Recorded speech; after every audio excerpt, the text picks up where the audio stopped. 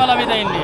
ಶಾಂತಿ ಮಾಡಿಸ್ಕೊಂಡ್ರೆ ಒಂದು 30 ದಿನ ಒಳಗಡೆ ಆಗೋಗುತ್ತೆ. ಶಾಂತಿ ಮಾಡಿಸ್ಕೊಂಡ್ರೆ 30 ದಿನದಲ್ಲೇ ಫಲ ಸಿಗ್ಬಿಡುತ್ತೆ. ಪರಿಹಾರ ಉಂಟು. ಎಷ್ಟೋ ಜನಕ್ಕೆ ಮದುವೆಗಳು ಆಗೋಗಿದೆ. ಹೌದಾ? ಲೇಡೀಸ್ ಅಂಡ್ ಜೆಂಟಲ್ ಗೈಸ್, ನಮಸ್ಕಾರ. ನಾನು ಸುರೇಶ್ ಶೆಟ್ಟಿ. ನೀವು ನೋಡ್ತಾ ಇರೋದು ಸುರೇಶ್ ಇಂಡಿಯನ್ ವಿಶ್ವಪ್ರೇಮಿ. ವೀಕ್ಷಕರೇ, ನಮ್ಮ ಕೋಲಾರಿಗೆ ಹತ್ತಿರ ಮುನುಕುಂದ ಒಂದು ಗ್ರಾಮವಿದೆ. ಈ ಗ್ರಾಮದಲ್ಲಿ 1200 ಇಸ್ವಿಯಲ್ಲಿ ಬಂಗಾರವನ್ನು ಬೆಳೆದಿದ್ದರಂತೆ. ಆ ಕ್ಷೇತ್ರಕ್ಕೆ ನಾನು ಭೇಟಿ ಕೊಟ್ಟು ಇಲ್ಲಿ ಪೂಜೆ ನಡೀತಾ ಇದೆ 3 ದಿನಗಳ ಕಾಲ. ಆ ಪೂಜೆದ ವಿವರಣೆ ನಿಮ್ಮ ಹತ್ರ ತಲುಪಿಸೋಕೆ ಅಂತ ಇಲ್ಲಿಗೆ ಬಂದಿದ್ದೀನಿ. ಒಬ್ಬ ದೀಕ್ಷಿತ್ ಜಿ ಅಂತ ಹೇಳ್ಬಿಟ್ಟು ಅರ್ಚಕರು, ಈ ದೇವಾಲಯದ ಅರ್ಚಕರು. ಸೊ ಈ ಕ್ರಮದ ಮಾಹಿತಿಯನ್ನು ತಿಳಿಸ್ಕೊಡಿ ಅರ್ಚಕರೇ. ಪಾರ್ವತಿ ಸಮೇತ ಸೋಮೇಶ್ವರ ಸ್ವಾಮಿ ದೇವಾಲಯ ಮಹಾ ರುದ್ರಯೋಗದ ಮಹೋತ್ಸವ ಆಹ್ವಾನ ಪತ್ರಿಕಾ. ಮುನ್ಕುಂದ ಗ್ರಾಮ, ಬಂಗಾರಪೇಟೆ ತಾಲೂಕು, ಕೋಲಾರ ಜಿಲ್ಲೆ. ಭಕ್ತ ಮಹಾಶಯರೇ, ಹೊಸಶ್ರೀ ವಿಜಯಾಬ್ದಿಯ ಸಾಲಿವಾಹನ ಶಕೆ ವರ್ಷಗಳು 1947 ಸರಿಯಾದ ಇದೇ ಶ್ರೀ ವಿಶ್ವಾವಸು ನಾಮ ಸಂವತ್ಸರ ಮಾರ್ಗ ಶುಕ್ಲಪಕ್ಷ ದಶಮಿ ತಾರೀಕು 30/11/2025 ಕೋಲಾರ ಜಿಲ್ಲೆ ಬಂಗಾರಪೇಟೆ ತಾಲೂಕು ಮುನ್ಕುಂದ ಗ್ರಾಮದ ಪುರಾತನ ಶ್ರೀ ಪ್ರಸನ್ನ ಪಾರ್ವತಿ ಸಮೇತ ಸೋಮೇಶ್ವರಿ ಸ್ವಾಮಿ ದೇವಾಲಯದ ವಾರ್ಷಿಕೋತ್ಸವದ ಅಂಗವಾಗಿ ಲೋಕ ಕಲ್ಯಾಣೋತ್ಸವವಾಗಿ ಮಹಾರುದ್ರವನ್ನು ಏರ್ಪಡಿಸಿದ್ದು, ಭಕ್ತಾದಿಗಳು ಸಕಾಲಕ್ಕೆ ಆಗಮಿಸಿ ತಮ್ಮ ತನು ಮನ ಧನ ಧಾನ್ಯಗಳು ಅರ್ಪಿಸಿ ಭಗವಂತನ ಕೃಪಾ ಕಟಾಕ್ಷಕ್ಕೆ ಪಾತ್ರರಾಗಿ ಕೋರುತ್ತೇವೆ. ಕಾರ್ಯಕ್ರಮದ ವಿವರಗಳು: ದಿನಾಂಕ 28/5/22 ಸಂಜೆ ಶುಕ್ರವಾರ 4 ಗಂಟೆಗೆ ಮಹಾಗಣಪತಿ ಪ್ರಾರ್ಥನೆ, ಗೋಪೂಜೆ, ಯೋಗ ಶಾಲಾ ಪ್ರವೇಶ, ಗುರುವಂದನ, ಗಣಪತಿ ಪೂಜೆ, ಸಸ್ಯವಾಸನ, ದೇವನಾಂದಿ, ಪಂಚಗವ್ಯ, ಋತ್ವಿಕ್ವರ್ಣ, ರಕ್ತಬಂಧನ, ಕಲಶ ಸ್ಥಾಪನೆ, ಮಂಗಳಾರತಿ, ಪ್ರಸಾದ ವಿನಿಯೋಗ. 29 ಶನಿವಾರ ಬೆಳಗ್ಗೆ 8 ಗಂಟೆಗೆ ಮಹಾಗಣಪತಿ ಪೂಜೆ, ವೇದ ಪಾರಾಯಣ, ಕಲಶಾರಾಧನೆ, ಮಹಾಗಣಪತಿ ಹೋಮ, ನವಗ್ರಹ ಪುನಸ್ಸರ ಪ್ರಧಾನ ಶಾಂತಿ ಹೋಮ, ದೇವಿ ಹೋಮನಗಳು, ಪೂರ್ಣಾವರ್ತಿ, ಬಿಲ್ವಾರ್ಚನೆ, ಕುಂಕುಮಾರ್ಚನೆ, ಮಹಾಮಂಗಳಾರತಿ, ಪ್ರಸಾದ ವಿನಿಯೋಗ. ಸಂಜೆ 4 ಗಂಟೆಗೆ ಲೋಕ ಕಲ್ಯಾಣ ಕಾಸಿ ಗಿರಿಜಾ ಕಲ್ಯಾಣೋತ್ಸವ, ಮಹಾಮಂಗಳಾರತಿ, ಪ್ರಸಾದ ವಿನಿಯೋಗ. 30ನೇ ತಾರೀಕು ಬೆಳಗ್ಗೆ 6 ಗಂಟೆಗೆ ಭಾನುವಾರ ಗಣಪತಿ ಪೂಜೆ, ಮಹಾನ್ಯಾಸ, ಪಂಚಾಮೃತಾಭಿಷೇಕ, ಮಹಾರುದ್ರಾಭಿಷೇಕ, ಅಗ್ನಿ ಪ್ರತಿಷ್ಠಾಪನೆ, ಅಗ್ನಿ ಸಮ್ಮೇಳನ, ಮಹಾರುದ್ರ ಹೋಮ, ವಸುದ್ವಾರ ವಾಸುಸಿತ್ತ ಹೋಮ. ಮಧ್ಯಾಹ್ನ 12:30 ಗಂಟೆಗೆ ಮಹಾಮಂಗಳಾರತಿ, ಪ್ರಸಾದ ವಿನಿಯೋಗ. ಸಂಜೆ 4 ಗಂಟೆಗೆ ಶ್ರೀ ಪ್ರಸನ್ನ ಪಾರ್ವತಿ ಸಮೇತ ಸೋಮೇಶ್ವರ ಸ್ವಾಮಿ ರಥೋತ್ಸವ. ಸರ್ವೇ ಜನ ಸುಖತಿ ಭವಂತು, ಸಮಸ್ತ ಸರ್ವರಿಗೂ ಆನಂದ ಸ್ವಾಗತ. ಇಂತಿ ಗ್ರಾಮಸ್ಥರು ಮತ್ತು ಭಕ್ತಾದಿ ಮುನ್ಕುಂದ ಗ್ರಾಮ.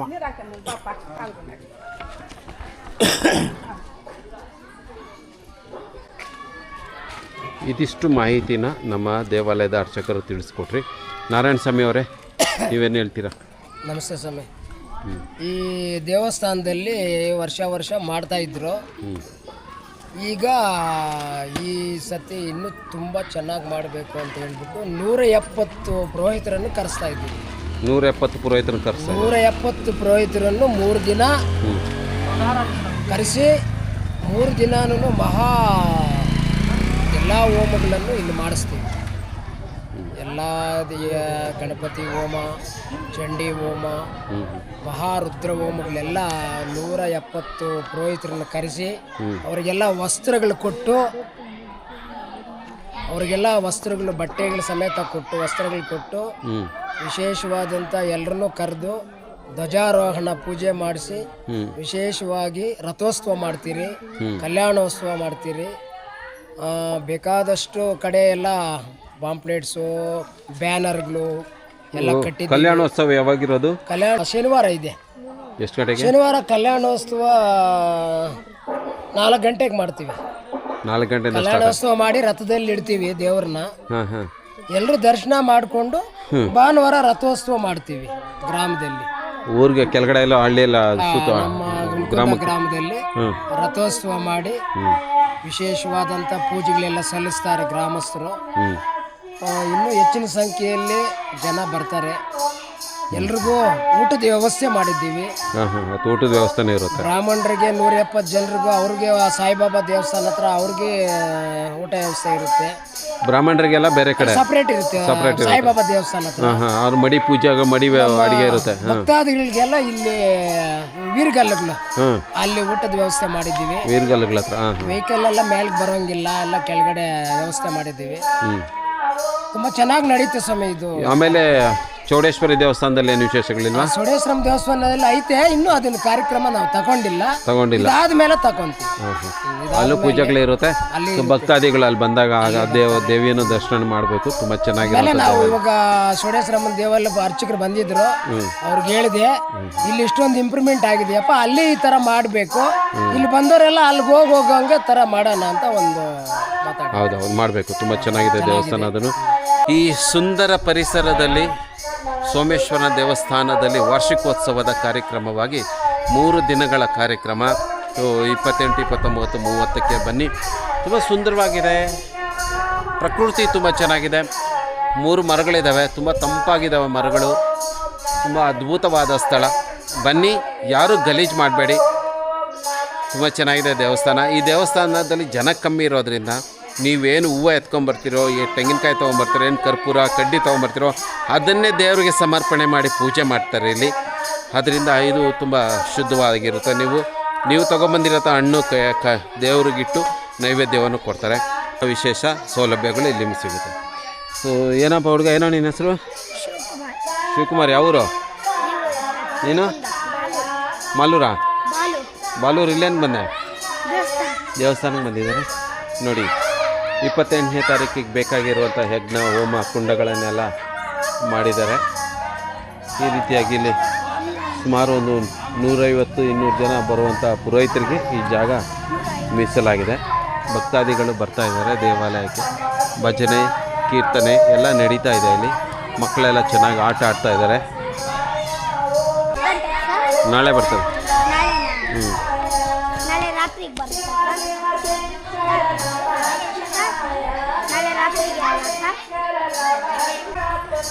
ಈ ದೇವಾಲಯದ ಪ್ರಮುಖ ಅರ್ಚಕರು. ನಮಸ್ಕಾರ ಶ್ಯಾಮ್ ಸುಂದರ್ ದೀಕ್ಷಿತ್ ಅವರೇ. ಈ ದೇವಾಲಯದಲ್ಲಿ, ಸೋಮೇಶ್ವರ ದೇವಾಲಯದಲ್ಲಿ ಏನೇನಕ್ಕೆಲ್ಲ ನೀವು ಪರಿಹಾರ, ಯಾವ ಕಷ್ಟಗಳು ಪರಿಹಾರ ಮಾಡಿಕೊಡ್ತೀರಾ? ಜನಗಳ ಕಷ್ಟ ಅಂತ ಬಂದರೆ ಆ ದೇವರು ಪ್ರತಿಫಲ ನೀಡ್ತಾನೆ. ಒಂದು ವಿವಾಹದಲ್ಲಾಗ್ಬೋದು, ಒಂದು ವಾಮಾಚಾರದಲ್ಲಾಗಿರ್ಬೋದು. ವಾಮಾಚಾರಕ್ಕೂ ಪರಿಹಾರ ಇದೆ ಈ ದೇವಸ್ಥಾನಕ್ಕೂ ಇಲ್ಲಿ ಪರಿಹಾರ ಇದೆ. ಮಾಡಿಕೊಳ್ಬೇಕು. ಆ ಭಗವಂತನ ಒಂದು ಸನ್ನಿಧಿಯಲ್ಲಿ ಕೂತ್ಕೊಂಡು ಪ್ರಶಾಂತವಾಗಿ ಏನೇ ಸಮಸ್ಯೆಗಳಿದ್ರೆ ಕೂಡ ಬೇಡ್ಕೊಂಡ್ರೆ ಸುಮಾರು ಒಂದು 30ರಿಂದ 31 ದಿನಗಳ ಒಳಗಡೆ ಪರಿಹಾರ ಉಂಟು. ಅಷ್ಟು ಬಲ ಇರುತ್ತೆ. ಯಾಕಂದರೆ ಶಾಶ್ವತ ಪರಿಹಾರ ಅಂತ ಹೇಳ್ತಾರೆ. ಶಾಶ್ವತ ಪರಿಹಾರ ಅಂದರೆ ಸಾಮಾನ್ಯವಾಗಿ ಪಶ್ಚಿಮ ದಿಗ್ಭಾಗದಲ್ಲಿರುವಂಥ ಮುಖ ಎಲ್ಲೂ ಇಲ್ಲ, ಶಿವಾಲಯ ಪಶ್ಚಿಮಾಭಿಮುಖವಾಗಿರುತ್ತೆ. ಇಲ್ಲಿ ಶಾಶ್ವತ ಪರಿಹಾರಗಳು ನಡೆಯುತ್ತೆ. ಅನ್ಕೊಂಡಿದ್ದ ಕೆಲಸ, ಯಾರೇ ಭಕ್ತಾದಿಗಳು ಅನ್ಕೊಂಡಿದ್ದ ಕೆಲಸ ಮಾಡಿಕೊಂಡ್ರೆ ಅನುಕೂಲವಾಗಿ ಪೂರ್ವಕವಾಗಿ ನೆರವೇರುತ್ತೆ. ಎಲ್ಲ ಶಾಂತಿಗಳು ಇಲ್ಲಿ ಮಾಡಿಕೊಳ್ಬೇಕು. ಮದುವೆ ಆಗದಿರೋರಿಗೆ, ಮದುವೆ ಆಗದಿರೋರು, ಸಂತಾನ ಆಗದೇ ಇರೋರು, ಪ್ರತಿಯೊಂದು ಆರೋಗ್ಯದ ಬಗ್ಗೆ, ಆರೋಗ್ಯದಲ್ಲಿ ಏನಾರ ಏರುಪೇರು ಇತ್ತು ಅಂದರೆ ಕೂಡ ಆರೋಗ್ಯ ನಿವಾರಣೆನೂ ಇಲ್ಲಿ ನಿಮ್ಗೆ ಆಗುತ್ತೆ. ಸ್ವಾಮಿ, ಇವಾಗ ಎಷ್ಟೋ ಜನ ಎಲ್ಲ ಕಡೆ ದುಡ್ಡು ತಗೊಂತಾರೆ, ಇಷ್ಟು ದುಡ್ಡು ಕೊಟ್ಟು ಇಷ್ಟು ದುಡ್ಡು ಕೊಟ್ಟು ಅಂತೇಳಿ ಪರಿಹಾರ ಸಿಕ್ಕೋದಿಲ್ಲ. ಇಲ್ಲ ಹೆಂಗೆ ಸ್ವಾಮಿ? ಇಲ್ಲಿ ಸುಮಾರು ನಾರಾಯಣಿಗೆ ಗೊತ್ತು, ಸುಮಾರು ಅಂದರೆ ತಿಂಗಳಿಗೆ ಒಂದು 5-6 ಹೋಮಗಳು ನಡೆಯುತ್ತೆ. ಸುಮಾರು ಸ್ಟೇಟುಗಳಿಂದ ಬರ್ತಾರೆ. ಕರ್ನಾಟಕ ಆಗ್ಬೋದು, ಆಂಧ್ರ ಆಗ್ಬೋದು, ತಮಿಳುನಾಡು ಆಗ್ಬೋದು, ಈ ಥರ ಸ್ಟೇಟುಗಳಿಂದ ಬಂದು ಇಲ್ಲಿ ಮಾಡಿಸ್ಕೊಂಡು ಅಷ್ಟು ಶಕ್ತಿ ಹೊಂದಿರುವಂಥ ಈ ಪವಿತ್ರ ಸ್ಥಳ. ಈ ದೇವಾಲಯ ನಿರ್ಮಾಣದ ಯಾವಾಗ ಆಗಿರೋದು? ಇದು ಸುಮಾರು ನಮಗೆ ತಿಳಿದಪಟ್ಟ ಪ್ರಕಾರ, ಶಾಸ್ತ್ರೋಪಚಾರದ ಪ್ರಕಾರ 1800 ವರ್ಷ ಅಂತಿದೆ. 1800 ವರ್ಷ ಹಳೆಯದು. ಹಾಂ. ಆ ಕಾಲದಲ್ಲಿ ನಮ್ಮ ನಾರಾಯಣ ಸ್ವಾಮಿ ಅವ್ರು ಹೇಳ್ತಾ ಇದ್ರು, ಈ ಊರಲ್ಲಿ 500 ಜಾಸ್ತಿ ಇರ್ತಾ ಇದ್ದಿದ್ದು. ಆವಾಗಿನ ಗ್ರಾಮ ಸಂಬಂಧಪಟ್ಟಂಗೆ ಆವಾಗೆ 500 ಮನೆ ಇತ್ತಂತೆ. ಅವಕ್ಕೆ 500 ಮನೆ? ಆವಾಗೆ 500 ಮನೆ.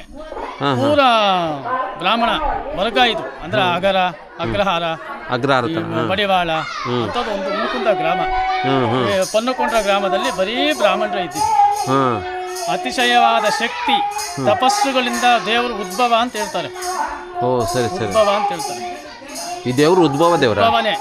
ಅಂದ್ರೆ ಆತ್ಮಲಿಂಗದಲ್ಲಿ ಒಂದು ರೂಪ ಅದು. ಆ ಉದ್ಭವ ಆಗಿರುವಂಥ ರೂಪಕ್ಕೆ ಮತ್ತೆ ಅದು ಕುಂದುಕೊರತೆಗಳಾಗಿ ಮತ್ತೆ ಜೀವ ತುಂಬಿರುವಂಥದ್ದು, ಋಷಿಗಳಿಂದ ಜೀವ ತುಂಬಿರುವಂಥದ್ದು. ಯಾವ ಋಷಿಗಳು? ಏನಾದರೂ ಪರ್ಟಿಕ್ಯುಲರ್? ಸಪ್ತ ಋಷಿಗಳು. ಸಪ್ತ ಋಷಿಗಳು ಸ್ಥಾಪನೆ ಮಾಡಿರೋದ ಜೀವ ತುಂಬಿರೋದ? ಶಾಸನದಲ್ಲಿ ಕೊತ್ತನೆ ಮಾಡಿದಾರಲ್ಲ, ಅವೆಲ್ಲ ಸಪ್ತ ಋಷಿಗಳೇ. ಹೌದಾ? ಕಳ್ಳರಲ್ಲ, ಸಪ್ತ ಋಷಿಗಳು. ಕಲ್ ಮೇಲೆ ಸಪ್ತ ಋಷಿಗಳ? ನಾನೆಲ್ಲ ಸಪ್ತ ಮಾತೃಕೆಯರು ಅನ್ಕೊಂಡೆ ಅವ್ರನ್ನ. ಸಪ್ತ ಮಾತೃಗಳು ಕೆಳಗಡೆ ಇದೆ. ಶಿವನ ಈಶಾನ್ಯ ಭಾಗದಲ್ಲಿ ಸಪ್ತ ಮಾತೃಗಳಿರುತ್ತೆ. ಶಿವನ ನೈಋತ್ಯ ಭಾಗದಲ್ಲಿ ಶಿವ ಇರ್ತಾನೆ. ಓ ಸರಿ ಸರಿ. ಇಷ್ಟೊಂದು ಮಾಹಿತಿ ಈ ದೇವಾಲಯದಲ್ಲಿದೆ, ಇಷ್ಟು ಶಕ್ತಿಶಾಲಿ. ತಪಸ್ವಿನ ಅಂದ್ರೆ ಋಷಿಗಳು ತಪಸ್ಸು ಮಾಡಿ ಕೂತಿ ಕೂತಿ ಕೂತಿ ಕೂತಿ ಬಂಡೆ ನೋಡಿ ಎಲ್ಲ ಗುಣಿ ಬಿದ್ದೋಗಿದೆ. ಎಲ್ಲ ಭಸ್ಮದಿಂದ ಬಿದ್ದಿದ್ದೆ ಇದೆಲ್ಲ. ಈ ಆ ಗ್ರಾಮದಲ್ಲಿ ಕೂಡ ಬೆಳೆ ಆಗದೆ ಇದ್ರೆ ಈ ಊರಲ್ಲಿ ಪ್ರತಿ ವರ್ಷ ಮಳೆ ಬೀಳ್ದವಲ್ಲಿ ಬೆಳೆ ಆಗುತ್ತೆ. ಅದಕ್ಕೆ ನಾನು ಬರ್ತಾ ದಾರಿಯಲ್ಲಿ ನೋಡ್ಕೊಂಡ್ಬಂದು ಎಲ್ಲರೂ ಬೆಳೆ ಮಾಡ್ತಾ ಇದ್ದಾರೆ, ಎಲ್ಲ ಬೆಳೆ ಚೆನ್ನಾಗಿ. ಮಳೆ ಇಲ್ಲಿ ಇಲ್ದ ಹೋಗಲಿ ಈ ಜನಗಳ ಒಂದು ದುರುದ್ದೇಶದಿಂದ ಎಲ್ಲ ಕಮ್ಮಿ ಆಗಿದೆ ಹೊತ್ತು ಭಗವಂತನ ಏನು ಈ ಗ್ರಾಮಕ್ಕೆ ಮಾಡಿಲ್ಲ. ದುರುದ್ದೇಶದಿಂದಲೇ ಎಲ್ಲ ತೊಂದರೆಗಳಾಗುತ್ತೆ ಮಾಡ್ಕೊಳ್ಳಿ. 1200 ವರ್ಷದಲ್ಲಿ ಭತ್ತದಲ್ಲಿ ಬಂಗಾರ ಬೆಳೆದಿರೋ ಊರು. 1200 ವರ್ಷಗಳಿಂದ ಭತ್ತದಲ್ಲಿ ಬಂಗಾರ ಬೆಳೆದಿರೋ ಶತಮಾನದಲ್ಲಿ ರಿಯಲ್ ಆಗಿ ಭತ್ತದಲ್ಲಿ ಬಂಗಾರ ಬೆಳೆದಿರೋ. ಎಷ್ಟು ಪವಿತ್ರವಾದ ಸ್ಥಳ ಇದು, ಬಂಗಾರ ಬೆಳೆದಿರುವಂತ ಈ ಗ್ರಾಮ. ಇವಾಗೂ ಸಿಗುತ್ತೆ, ಒಳ್ಳೆ ಮಳೆ ಬಿದ್ದರೆ ಈ ಕಡೆ ಎಲ್ಲ ನೀರು ಹರಿಯುವ ಸಮಯದಲ್ಲಿ ಅದು ಶೋಧಿಸ್ತಾರೆ, ಅಲ್ಪ ಸ್ವಲ್ಪ ಸಿಗುತ್ತೆ ಅಂತ. ಸೊ ಇಷ್ಟೊಂದು ವಿಶೇಷಗಳು ಹೊಂದಿರುವಂಥ ಸೋಮೇಶ್ವರ ದೇವಾಲಯಕ್ಕೆ ಭಕ್ತಾದಿಗಳೆಲ್ಲ ಬರಲಿ ಅಂಥೇಳಿ ಚೆನ್ನಾಗಿ ಆಕರ್ಷಣೆ ಇದೆ. ದೇವರು ಯಾರನ್ನು ಬೇಕಾದ್ರೆ ನಮ್ಮನ್ನ ಆಹ್ವಾನ ಮಾಡ್ಕೊಂತಾರೆ, ನಾವು ಮಾಡ್ಕೊಳ್ಳೋದಲ್ಲ. ದೇವ್ರು ಕರ್ಸ್ಕೊಂತಾನೆ, ಯಾರ್ಯಾರು ಬೇಕೋ ಅವ್ರ ಕಷ್ಟ. ಶೀಘ್ರ ಫಲವಿದೆ ಇಲ್ಲಿ. ಶಾಂತಿ ಮಾಡಿಸ್ಕೊಂಡ್ರೆ ಒಂದು 30 ದಿನ ಒಳಗಡೆ ಆಗೋಗುತ್ತೆ. ಶಾಂತಿ ಮಾಡಿಸ್ಕೊಂಡ್ರೆ 30 ದಿನದಲ್ಲೇ ಫಲ ಸಿಗ್ಬಿಡುತ್ತೆ. ಪರಿಹಾರ ಉಂಟು. ಎಷ್ಟೋ ಜನಕ್ಕೆ ಮದುವೆಗಳು ಆಗೋಗಿದೆ ಶಾಂತಿ ಮಾಡಿಸ್ಕೊಂಡು. ಹೌದಾ? ಹೋಮ ಮಾಡ್ಕೊಂಡು ಹೋದ್ಮೇಲೆ ಒಂದು ವಾರಕ್ಕೆ ಒಬ್ಬನು ಬಂದು 15 ದಿನ 20 ದಿನ ಒಳಗಡೆ ಇಲ್ಲ 31 ದಿನ ಒಳಗಡೆ ಫಿನಿಶ್ ಆಗುತ್ತೆ. ಒಬ್ಬರು ಶಾಂತಿ ಮಾಡಿಸ್ಬೇಕಂದ್ರೆ ಎಷ್ಟು ಖರ್ಚಾಗುತ್ತೆ ಸ್ವಾಮಿ? ಇದ್ರ ಮೇಲೆ ಲಗ್ನದ ಮೇಲೆ ಡಿಪೆಂಡ್ ಆಗುತ್ತೆ. ಲಗ್ನ ಅವ್ರು ನಾನು 1 ಲಕ್ಷ ಮಾಡಿಸ್ಕೊತೀನಿ ಅಂದ್ರೆ ಅವ್ರಿಗೆ ಸಂಬಂಧಪಟ್ಟಿರುತ್ತೆ. ಹೌದಾ? 1000 ಮಾಡಿಸ್ಕೊತೀನಿ ಅಂದ್ರೆ ಅವ್ರಿಗೆ ಸಂಬಂಧಪಟ್ಟಿರುತ್ತೆ. ನಾವು ಅದನ್ನು ಏನು ಮುಗಿಸ್ಕೊಂಡು ಹೋಗೋಕ್ಕಾಗಲ್ಲ, ನಮಗೇನು ಸಿಗೋದೇ ಇಲ್ಲ. ಭಾವನೆ ಮಾಡಬೇಕು, ಪರಿಹಾರ ಸಿಗಬೇಕು, ಭಗವಂತ ನಮ್ಗೆ ಅನುಕೂಲ ಮಾಡಬೇಕು. ಓಕೆ ಸ್ವಾಮಿ, ಧನ್ಯವಾದಗಳು ಸರ್.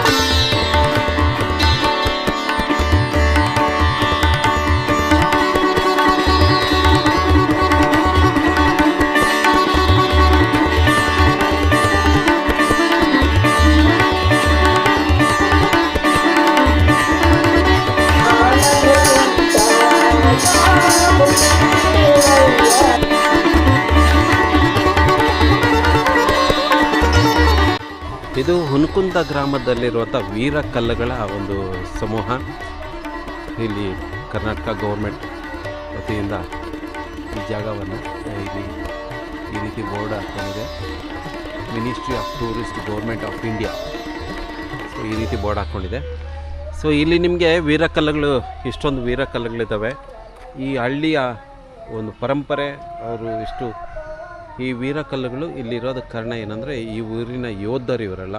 ಈ ಊರನ್ನ ಕಾಪಾಡ್ಕೊಳಕ್ಕೆ ಇವರೆಲ್ಲ ಬಲಿದಾನವಾಗಿರುವಂಥದ್ದು. ಇಷ್ಟು ಚೆನ್ನಾಗಿದೆ ವೀರಕಲ್ಲುಗಳು.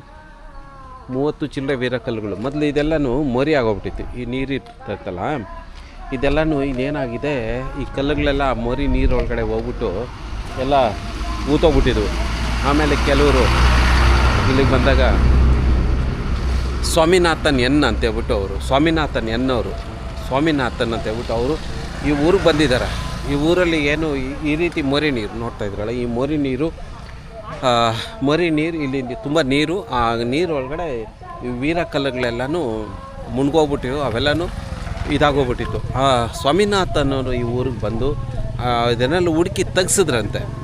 ವೀರಕಲ್ಲುಗಳಿದ್ದಾವೆ ಎಲ್ಲಿದ್ದಾವೆ ಅಂತೇಳಿ ಅವರು ಶ್ರಮ, ಅವರೆಲ್ಲ ತುಂಬ ಕಷ್ಟಪಟ್ಟು ಆ ಕಲ್ಲುಗಳನ್ನೆಲ್ಲ ಎತ್ತಿ ಸೈಡ್ಗೆ ಇಟ್ಟಿಸಿ ಅದನ್ನು ಉಣಿಸಿ ಇವಾಗ ತುಂಬ ಚೆನ್ನಾಗಿ ಸೆಡ್ಡೆಲ್ಲ ಹಾಕಿ ಇನ್ನೂ ಚೆನ್ನಾಗಿ ಮಾಡ್ತಾರಂತೆ. ಈ ವೀರಕಲ್ಲುಗಳ ಇತಿಹಾಸ ಎಲ್ಲ ಸ್ವಾಮಿನಾಥ ಅವ್ರ ಜೊತೇಲಿ ಆ ವಿಡಿಯೋದಲ್ಲಿ ನಿಮಗೆ ಹಾಕಿರ್ತೀನಿ. ಆ ವಿಡಿಯೋ ಎಲ್ಲ ನೋಡ್ಕೊಳ್ಳಿ. ತುಂಬ ಶ್ರಮ ವಹಿಸಿ ಇವತ್ತು ಈ ಹಳ್ಳಿಯಲ್ಲಿ ಇರುವಂಥ ವೀರಕಲ್ಲುಗಳನ್ನು ಸಂರಕ್ಷಣೆ ಮಾಡಿದ್ದಾರೆ. ಹಲವಾರು ಜನ ಇಲ್ಲಿ ಬಂದು ಈ ಕಲ್ಲುಗಳನ್ನ ಎತ್ತಿಕ್ಕುವಂಥ ಕೆಲಸವನ್ನು ಮಾಡಿದ್ದಾರೆ. ನೀವು ಬನ್ನಿ, ಈ ಊರಿಗೆ ತುಂಬ ಚೆನ್ನಾಗಿದೆ. ಸುಮಾರು 2000 ವರ್ಷಗಳ ಹಳೆಯ ಇತಿಹಾಸ ಇರುವಂಥ ಈ ಒಂದು ಹಳ್ಳಿ ಹುನಕುಂದ ಗ್ರಾಮ.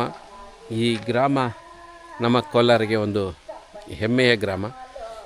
ತುಂಬ ಹಳೆ ಪುರಾವೆಗಳನ್ನು ಹೊಂದಿರುವಂಥ ಈ ಒಂದು ಹಳ್ಳಿಗೆ ನೀವು ಬಂದು ತುಂಬ ಸುಂದರವಾದ ಪರಿಸರ. ಮೇಲ್ಗಡೆ ಸೋಮೇಶ್ವರ ದೇವಸ್ಥಾನ, ಇಲ್ಲಿ ವೀರಕಲ್ಲುಗಳು, ಇದರಿಂದ ಕೆಳಗಡೆ ಚೌಡೇಶ್ವರಿ ದೇವಸ್ಥಾನ. ಪ್ರಕೃತಿ ಎಷ್ಟು ಚೆನ್ನಾಗಿದೆ, ತುಂಬ ಚೆನ್ನಾಗಿದೆ. ಬನ್ನಿ, ಆರಾಮಾಗಿ ಬಂದು ನಿಮಗೆ ನಾನು ಅಲ್ಲಿ ಹಿಂದೇನೂ ಒಂದಷ್ಟು ವೀಡಿಯೋಗಳು ಹಾಕಿದ್ದೀನಿ. ಈ ಊರೊಳಗೆ ಬರುವಂಥ ದಾರಿ, ಅಲ್ಲಿಂದ ನೀವು ಬಂದು ಈ ಕಡೆ ಬರ್ಬೋದಾಗುತ್ತೆ. ಆ ಹಳ್ಳಿ ಹೆಸರು ಬಂದು ಗಂಗಾಪುರ ಅಂತ. ನೀವು ಕೋಲಾರ ಕಡೆಯಿಂದ ಗಂಗಾಪುರ ಗೇಟು, ಕೋಲಾರ ಕಡೆಯಿಂದ ಬಂದರೆ ನೀವು ಗಂಗಾಪುರ ಗೇಟಿಂದ ರೈಟಿಗೆ ತೊಗೊಂಡು ಸ್ಟ್ರೈಟಾಗಿ ಒಂದು ಹಳ್ಳಿ ಗಂಗಾಪುರ, ಆಮೇಲೆ ಸ್ಟ್ರೈಟಾಗಿ ಒಂದು ಈ ಹಳ್ಳಿಯಲ್ಲಿ ನಾವು ಬರೋ ದಾರಿಯಲ್ಲಿ ಈ ಕಡೆ ಎಷ್ಟು ಚೆನ್ನಾಗಿ ಬೆಳೆ ಬೆಳೀತಾರೆ ಅಂದರೆ ಖುಷಿಯಾಗುತ್ತೆ. ಎಷ್ಟು ಚೆನ್ನಾಗಿ ಬೆಳೆ ಬೆಳೀತಾರೆ ಅಂದರೆ ಖುಷಿಯಾಗುತ್ತೆ. ಎಷ್ಟು ಚೆನ್ನಾಗಿ ಕೆಲಸ ಮಾಡ್ತಾರೆ ಜನ, ಎಷ್ಟು ಬೆಳೆ ಬೆಳೀತಾರೆ ಅಂತ, ಅಷ್ಟು ಚೆನ್ನಾಗಿದೆ. ಸೊ ಇದಾಗಿತ್ತು ಹುನಕುಂದ ಗ್ರಾಮದ ಇವತ್ತಿನ ವಿಡಿಯೋ ವೀಕ್ಷಕರೇ. ನಮಸ್ಕಾರ. ಇದೇ ರೀತಿ ನಮ್ಮ ಕೋಲಾರದ ಸುತ್ತಮುತ್ತಲಿನಲ್ಲಿರುವಂಥ ದೇವಾಲಯಗಳು, ವಿಶೇಷ ಸ್ಥಳಗಳನ್ನು, ವಿಶೇಷ ವ್ಯಕ್ತಿಗಳನ್ನು ಪರಿಚಯ ಮಾಡುವಂಥ ಪ್ರಯತ್ನ ನಂದು. ನನ್ನ ಪ್ರಯತ್ನ ಇಷ್ಟ ಆಗಿದ್ರಲ್ಲ ನಮ್ಮ ಚಾನಲ್ನ ಸಬ್ಸ್ಕ್ರೈಬ್ ಮಾಡ್ಕೊಳ್ಳಿ, ವಿಡಿಯೋಗೆಲ್ಲ ಲೈಕ್ ಕೊಡಿ. ನೀವು ಕೋಲಾರದಿಂದ ಯಾವ ಊರಿಂದ ಈ ವಿಡಿಯೋ ನೋಡ್ತಾ ಇದ್ದೀರಾ ಅಂತ ಕಮೆಂಟ್ ಮಾಡ್ಕ ತಿಳಿಸ್ಕೊಡಿ. ಕೋಲಾರದ ಯಾವ ತಾಲೂಕು, ಯಾವ ಊರಿಂದ ನೋಡ್ತಾ ಇದ್ದೀರಾ ಅಂತ ಕಮೆಂಟ್ ಮಾಡಿ. ಮತ್ತು ನಿಮ್ಮೂರಲ್ಲಿ ಈ ರೀತಿ ವಿಶೇಷ ಸ್ಥಳಗಳಿದ್ದರೆ ನಾನು ಕಮೆಂಟ್ ಮಾಡ್ಕ ತಿಳಿಸಿ, ಅಲ್ಲಿ ಬಂದು ಚಿತ್ರೀಕರಣ ಮಾಡೋಣ. ಜೈ ಹಿಂದ್, ಜೈ ಕರ್ನಾಟಕ. Thank you.